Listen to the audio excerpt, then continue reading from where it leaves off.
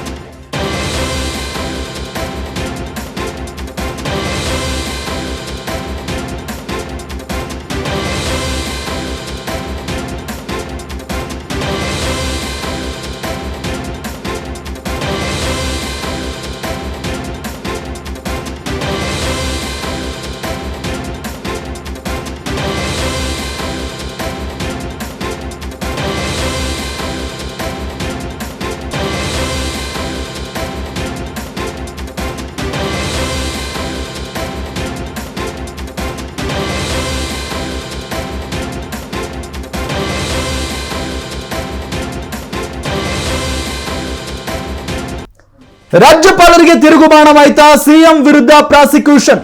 Governor Thawar Chand Gehlot ಬುಡಕ್ಕೆ prosecution ಬಿಸಿ ನೀರು. ವಿಪಕ್ಷ ಕಲಿಗಳ ವಿರುದ್ಧ ಪ್ರಾಸಿಕ್ಯೂಷನ್ಗಾಗಿ ಕಾಂಗ್ರೆಸ್ ಕಳರಿ ಪಟ್ಟು. ಎಚ್ಡಿಕೆ, ಜನಾರ್ದನ್ ರೆಡ್ಡಿ, ಮುರುಗೇಶ್ ನಿರಾಣಿ, ಶಶಿಕಲಾ ಜೊಲ್ಲೆಗೆ ಈಗ ಅಂದ್ರೆ ಒಂದು ರೀತಿಯಾದಂತಹ ಭಯದ ವಾತಾವರಣ ಸೃಷ್ಟಿಯಾಗಿದೆ. ಬಿಜೆಪಿ ಘಟಾನುಘಟಿಗಳ ನೆತ್ತಿ ಮೇಲೆ ಪ್ರಾಸಿಕ್ಯೂಷನ್ ತೂಗುಗತ್ತಿ ತೂಗ್ತಾ ಇದೆ. ದೋಸ್ತಿಗಳ ವಿರುದ್ಧ ತನಿಖೆಗೆ ಅನುಮತಿ ನೀಡಲೇಬೇಕು ಅಂತ ಕಾಂಗ್ರೆಸ್ ಪಟ್ಟು ಹಿಡಿದಿದೆ. ಆಗಸ್ಟ್ 31ಕ್ಕೆ CM Siddaramaiah, DCM DK Shivakumar ಅವರ ನೇತೃತ್ವದಲ್ಲಿ ರಾಜಭವನ ಚಲೋಗೆ ಕರೆಯನ್ನ ನೀಡಲಾಗಿದೆ. ಸಚಿವರು, ಸಂಸದರು, ಶಾಸಕರ ಸಮೇತ ಕಾಂಗ್ರೆಸ್ ಬೃಹತ್ ಪಾದಯಾತ್ರೆಯನ್ನ ನಡೆಸುತ್ತೆ.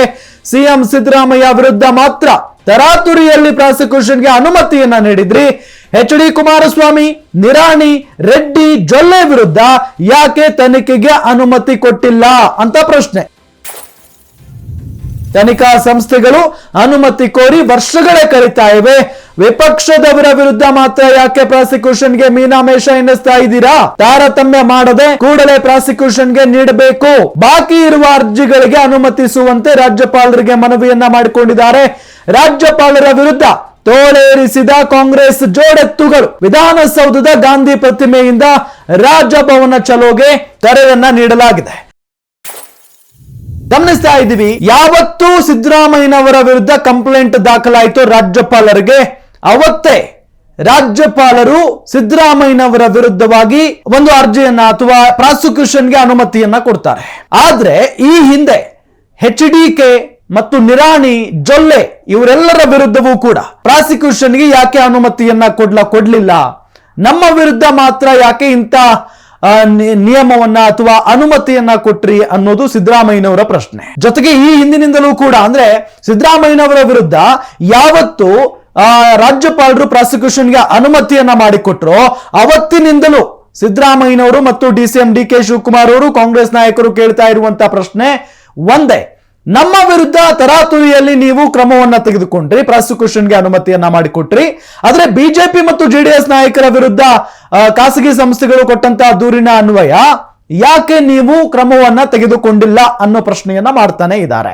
ಇದರ ಜೊತೆಗೆ ಕಾಂಗ್ರೆಸ್ನವರು ಆಕ್ರೋಶವನ್ನ ವ್ಯಕ್ತಪಡಿಸ್ತಾ ಇರೋದು ರಾಜ್ಯಪಾಲರ ವಿರುದ್ಧ.